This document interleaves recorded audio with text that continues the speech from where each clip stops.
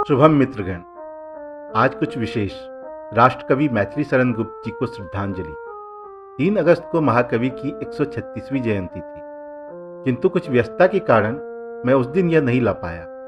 अमर कवि गुप्त जी की यह कविता जिसका मैं वाचन कर रहा हूँ वह है माँ कह एक कहानी। यह कविता उनके काव्य यशोधरा से लिया गया है। इन पंक्तियों में यशोधरा अपने पुत्र राहुल को उनके पिता सिद्धार्थ गौतम, जो महात्मा बुद्ध के नाम से प्रसिद्ध हैं, उनकी कहानी सुना रही है। मैं अक्सर अपने बच्चों को यह कविता सुनाता हूँ, तो आज की मेरी वाचन शैली भी वैसी ही है। अब बिना विलंब के महाकवि के चरणों में उनकी ही पंक्तियों द्वारा यह श्रद्धांजलि। माँ कह एक कहानी, माँ कह एक कहानी, बेटा समझ लिया क्या तूने मुझको अपनी नानी। कहती है मुझसे यह चेटी, तू मेरी नानी की बेटी। कह माँ कह लेटी ही लेटी, राजा था या रानी। माँ कह एक कहानी, तू है हठी मान धन मेरे, सुन उपवन में बड़े सवेरे। तात भ्रमण करते थे तेरे, जहाँ सुर भी मनमानी, जहाँ सुर भी मनमानी। हाँ माँ यही कहानी। वर्ण वर्ण के फूल खिले थे, झलमल कर हिम बिंदु झिले थे।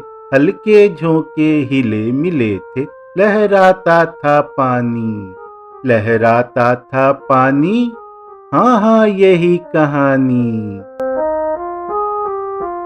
गाते थे खग कल कल स्वर से, सहसा एक हंस ऊपर से। गिरा बिद्ध होकर खग सर से, हुई पक्ष की हानि, हुई पक्ष की हानि। करुणा भरी कहानी। चौंक उन्होंने उसे उठाया, नया जन्म सा उसने पाया। इतने में आंखें टक आया, लक्ष्य सिद्धि की मानी, लक्ष्य सिद्धि की मानी। कोमल कठिन कहानी। मांगा उसने आहत पक्षी, तेरे तात किंतु थे रक्षी।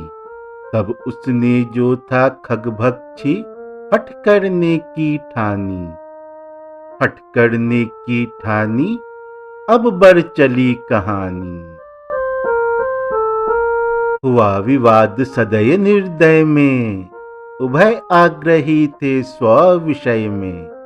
गई बात तब न्यायालय में, सुनी सभी ने जानी, सुनी सभी ने जानी। व्यापक हुई कहानी। राहुल तू निर्णय कर इसका, न्याय पक्ष लेता है किसका। कह दे निर्भय जय हो जिसका, सुन लूं तेरी बानी। माँ मेरी क्या बानी, मैं सुन रहा कहानी। कोई निरपराध को मारे, तो क्यों अन्य उसे न उबारे। रक्षक पर भक्षक को वारे, न्याय दया का दानी, न्याय दया का दानी। तूने गुनी कहानी। यह कविता अपने बच्चों को भी सुनाइएगा। यह एक सीख भी देती है और हिंदी साहित्य तथा उसके एक महान रचनाकार से साक्षात्कार भी कराती है। फिर से महाकवि मैथिली शरण गुप्त जी के चरणों में सादर नमन के साथ यहीं विराम लेता हूँ। शुभम।